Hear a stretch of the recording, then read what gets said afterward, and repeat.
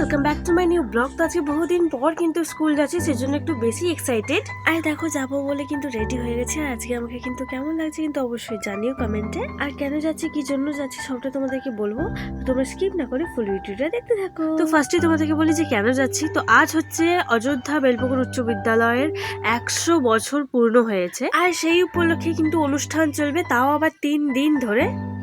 আর আমাদের স্কুলটা কিন্তু ভীষণই সুন্দরভাবে সাজানো হয়েছিল। বাট এখন যেহেতু দুপুরবেলা, সেই জন্য লাইটিং বা কোনো কিছু দেখা যাচ্ছে না। বাট সন্ধ্যেবেলা খুবই সুন্দর দেখা যায়। আর আমি আর আমার একটা ফ্রেন্ড গিয়েছিলাম।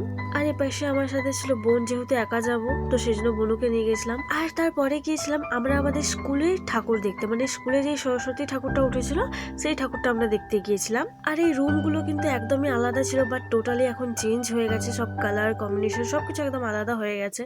তো ভীষণই মিস করছি। প্রায় বহুদিন পর গিয়েছিলাম স্কুলে, 3-4 বছর পর। একদিকে ভালোও লাগছে, আবার একদিকে খুব মিসও করছি আমার সেসব বন্ধুদেরকে যাদের সাথে আমরা প্রথমে এই স্কুলে আসা। আর এটা হচ্ছে আমার বোনের একটা ফ্রেন্ড, সে এসেছিল, তো বোনের সাথে দেখা করছিল। আর আজকে কিন্তু এই ভিডিওটাতে আমার কিছু স্কুলের স্মৃতি তোমাদেরকে শেয়ার করবো। দেখো কলেজের স্মৃতি তো অনেক তোমাদেরকে শেয়ার করেছি, অনেক কিছু নাচ গান সবকিছু তোমাদেরকে শেয়ার করেছি। বাট ভাগ্যবশত এবার স্কুলে তোমাদেরকে কিছু শেয়ার করতে পারছি, এটা আমার ভাগ্যের বিষয়। আর স্কুলে এসার যেহেতু আমি সুযোগ একবার পেয়েছি, আমি মিস করতে একদমই চাই না। আর হাই স্কুলে তো 5 থেকে সবাই ভর্তি হয়, বাট আমি ভর্তি হয়েছিলাম ক্লাস 9 থেকে। কারণ ছোটবেলা থেকেই আমার বড় হওয়াটা হচ্ছে বাইরে হয়েছিল, মানে দিল্লিতে হয়েছিল। তো সেখানে তো আর বেঙ্গলি কিছুই নেই, অনলি হিন্দি আর ইংলিশ। তো সেই জন্য আমি বাংলা পারতাম না। সেই জন্য যখন আমরা দিল্লি থেকে টোটালি আমরা এখানে গ্রামে শিফট হয়ে যায়, তারপরে কিন্তু আমি কিছু যেহেতু জানতাম না বাংলা, সেই জন্য বাপি আমাকে আমাদেরই পাশের একটা স্কুল ছিল, তো সেখানে আমাকে ভর্তি করেছিল, যাতে আমি ভালো করে বাংলাটা আগে শিখে নিই, তারপরে আমাকে বড় স্কুলে ভর্তি করবে। সেই জন্য আমি ভর্তি হয়েছিলাম ওখানে। আর এখান থেকে কিন্তু আমার শুরু হয় মেইন স্ট্রাগল। তোমরাই বলো, আমি যদি ছোট থেকে বাইরে যদি পড়ি, তারপরে যদি হট করে বড় বয়সে যদি আমাকে এখানে নিয়ে চলে আসা হয়, তাহলে আমি কি করি বা বাংলাটা জানবো, তাই না? যাই হোক, সিচুয়েশন ওয়াইজ তো আসতেই হতো। হিন্দি থেকে কিভাবে বাংলায় নিজেকে কনভার্ট করা, নিজেকে সবকিছু তৈরি করা, আমি এই স্ট্রাগলটা একদিন তোমাদেরকে সবটাই জানাবো। আর এই ভিডিওতে বেশি বলছি না, কারণ ভিডিওটা অনেকটাই কিন্তু বড় হয়ে যাবে। আর সেই স্কুলটাই ছিল কিন্তু 5 থেকে 8 পর্যন্ত ক্লাস। বাট আমি 5, 6, 7 কিছুই আমার পড়া হয়নি। 7 এ লাস্টের দিকে আমি এসেছিলাম। এবার তোমরা বলতেই পারো যে তুমি 4, 5, 6 কিছুই পড়োনি। হ্যাঁ, আমি পড়িনি, বাট হচ্ছে আমরা যখন 6 মাস ছাড়া 1 বছর ছাড়া যখন গ্রামে আসতাম, তখন বাপি এখান থেকে বাংলা বই সবকিছু নিয়ে যেত। এবং বাপির যেদিন সানডে বাপির অফিস ছুটি থাকতো, তো সেই দিনে বাপি আমাকে পড়াতো বাংলা। যাই হোক, তো এইটা ওখানে কমপ্লিট করে যখন হচ্ছে হাই স্কুলে ভর্তি হব, তো আমি বেলপুর স্কুলে আমার কিছু ফ্রেন্ডসদের সাথে আলাপ হয় আমার পড়তে যাওয়ার ওখান থেকেই। তো ওখান থেকে আমি বেলপুর স্কুলে ফার্স্ট আমি ভর্তি হয়েছিলাম। আর দেখো এই যে ক্লাসটা, এইটাতে কিন্তু আমাদেরকে ফার্স্ট বসিয়েছিল। এবার আমি তোমাদেরকে একটা মজার জিনিস বলি। তো সত্যি কথা বলতে, আগে আমি প্রচন্ড ছটপটে এবং প্রচন্ড দুষ্টু ছিলাম, বাট এখন নাই, অল্প কম। যাই হোক, তো এই স্কুলে যখন 4 দিন এসেছিলাম, মানে নতুনই যখন 4 দিন হয়েছিল, তখনই আমার গার্জেন কল বলতে গার্জেনকে ডেকে আনার একটা সিচুয়েশন এমন ক্রিয়েট হয়ে গিয়েছিল। মানে জাস্ট ভাবতে পারছো 4 দিনের মাথায় গার্জেন কল, তাহলে কতটা আমি দুষ্টু না। কিন্তু আমি একা ছিলাম না, আমার সাথে আরো কিছু ফ্রেন্ড ছিল আমার। এমন কিছু করিনি, বাট হচ্ছে ক্লাস চলাকালীন খেলতে পালিয়ে গিয়েছিলাম। বাট একটা স্যার এসে আমাদেরকে বাঁচিয়ে দিয়েছিলেন, বলেছিলেন আর যেন না করতে। স্যারটার নাম বলছি না, বাট স্যারটা হচ্ছে আমাদেরকে লাইফ সায়েন্স পড়াতেন। স্যারটা ভীষণই ভালো। এবং এই যে ভিডিওটাতে যখন খাবার দেওয়া হচ্ছিল, মানে এই যে আমাদের স্কুল থেকে খাওয়ানো হচ্ছিল, মানে সরস্বতী পুজোর পরের দিন, এটা সেই দিনে নয়, তার পরের দিনে মেনুতে ছিল চিলি চিকেন অ্যান্ড রাইস, আর কি সব ছিল মানে মনে পড়ছে না। যাই হোক, তো সেই সময় মানে খাওয়ানোর সময়তেই স্যার এসেছিলেন, দেখা করেছিলেন, খুবই আমার ভালো লেগেছিল, স্যার চিনতে পেরেছিলেন। যাই হোক, এতক্ষণ তো 9 এর কথা বলছিলাম লাস্টের দিকে। বাট এই যে দোতলায় দেখছো যে গ্রিল লাগানো আছে, এটা না আগে গ্রিল লাগানো ছিল না।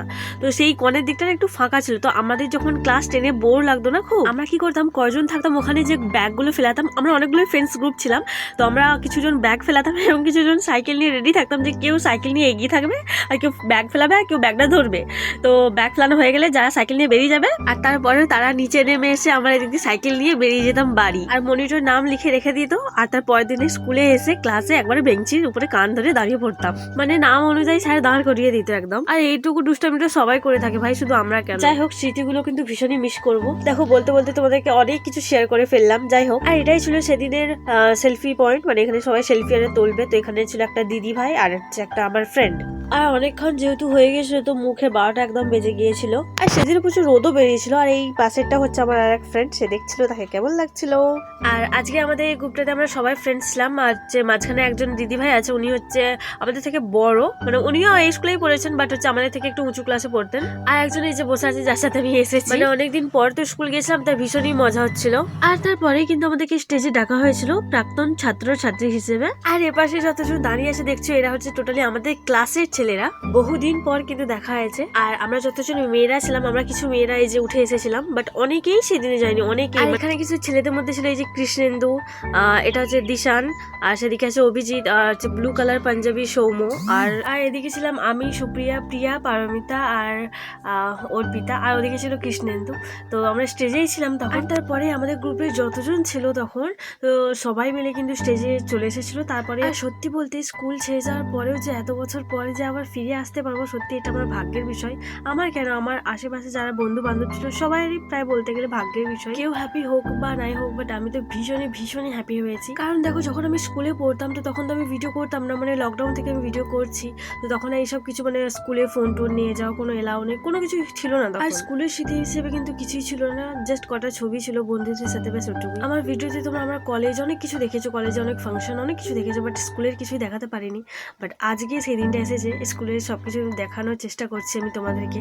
বাট নিজের স্কুলকে নিজে এসেই চিনতে পারছিলাম, মানে এতটা চেঞ্জ হয়ে গেছে, সবটা দিক চেঞ্জ হয়ে গেছে স্কুলের। কিন্তু কোথাও যেন আজ থেকে প্রায় 5-6 বছর আগে স্কুলটাকে আমি এখনো ভালোবাসি। এবার হ্যাঁ, এখন তো যুগ আলাদা অলরেডি হয়েই গেছে, তো স্কুল তো অবভিয়াসলি আলাদা হবেই, কারণ এখনকার বাচ্চাদের 8 থেকে ফোন হয়ে যাচ্ছে, তারও আগেই হয়ে যাচ্ছে। আর আমার কথাই ধারণা, লকডাউনের আগে যেহেতু আমাদের মাধ্যমিক হয়েছিল, তো তখনই আমার কাছে ফোনটা এসেছিল। এখনকার কি হয়, বাচ্চাদের কি ফোনেতেই প্রজেক্ট পাঠিয়ে দেওয়া হয়, এর কাছে ওর কাছে শেয়ার হয়ে যায়, বাট আমাদের তো এমন ফোন ছিল না, আর আমরা শেয়ারও করতে পারতাম না কিছু। বাট আমরা কি করতাম, স্কুল থেকে একটা প্রজেক্ট আনতাম কারো, আর সেখান থেকে আমরা প্রায় গ্রুপে 6-7 জন ছিলাম, তো সেখান থেকে একজনদের বাড়ি যাওয়া হতো, মানে একটা বান্ধবীদের বাড়ি যাওয়া হতো, আর সেখানে সারাদিন রাত ধরে আমরা লিখছি।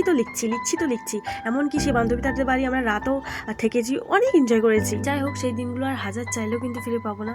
তো দেখো, এখন এলইডিতে আমি কি বকছি, আমি এখন এডিট করার সময় বুঝতে পারছি না যে আমি বকেই যাচ্ছি পারমিতার সাথে। আমি জানতাম না যে যিনি ফোকাসে রয়েছেন ক্যামেরায়, তো সেখানে আমিও রয়েছি। জানি না এত কি গল্প করছিলাম, বাট করবো নাই বা কেন বলো, কারণ অনেক দিন পর তো বন্ধু বান্ধবীদের সাথে দেখা না, তাই না? মানে হেসেই চলেছে, গল্প করেই চলেছে, মানে এখন এডিট করার সময় এত হাসি পাচ্ছে বা এডিট করতে।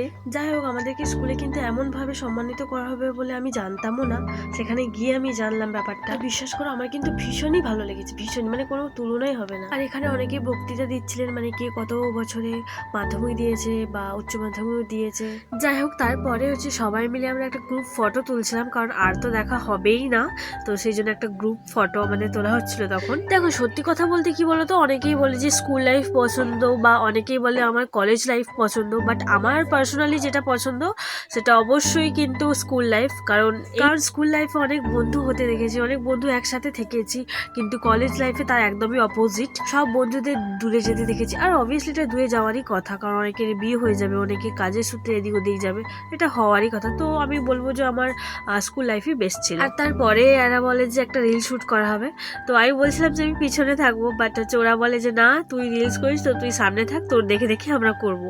সেজন্য আমি লাইনারে ঠিক করে দিচ্ছিলাম, বলছিলাম তুই পিছনে যা ক্যামেরাটা একটু ঠিক কর, এমন। আর দেখো, আমি কিন্তু ভিডিও খুব একটা লং বানাই না, বাট এই ভিডিওটাতে অনেক কিছু তোমাদেরকে শেয়ার করতে করতে অনেক কিছু বলা হয়েছে, তার জন্য কিন্তু অনেকটা বড় হয়ে গেছে। আর আমি একটা কথাই বলবো যে তোমরা যারা এখনো স্কুলে পড়ছো, তো যত এনজয় করা কিন্তু এই মুহূর্তে করে নাও, কারণ ভবিষ্যতে যখন এই স্কুলের কথাগুলো মনে করবে না, আমার ভীষণই মিস করবে। ভিডিওটা দিতে কিন্তু অনেকটা লেট হয়ে গেল, কারণ আমার ভীষণই ঠান্ডা লেগেছে, আর সেই জন্য আমি ভয়েসও করতে পারছিলাম না, আজকে করলাম তবুও কোনো রকম। তো যাই হোক, অযোধ্যা বেলপুকুর উচ্চ বিদ্যালয়কে কিন্তু আমার তরফ থেকে অনেক ভালোবাসা। আর আজকের মতো কিন্তু এইটুকুই, দেখা হচ্ছে নেক্সট ব্লগে। আর এখন টাটা সবাইকে।